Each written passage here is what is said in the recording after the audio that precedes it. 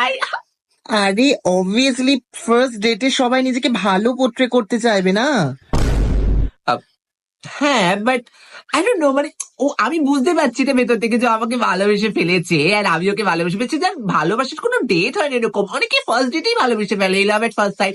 তো ওরকম আমাকে দেখেই ভালোবেসে ফেলেছে। আমি তো পরিষ্কার বলে দিয়েছি যে আমি এখন এসব কিছু ফিল করছি না বাবা, আমি এখন একদম কিছু চাই না। বাট আমি আমি জানি ভেতর থেকে কিছু তো একটা হচ্ছে ভাই, আমার পেটে রীতিমতো বাটারফ্লাইজ উঠছে।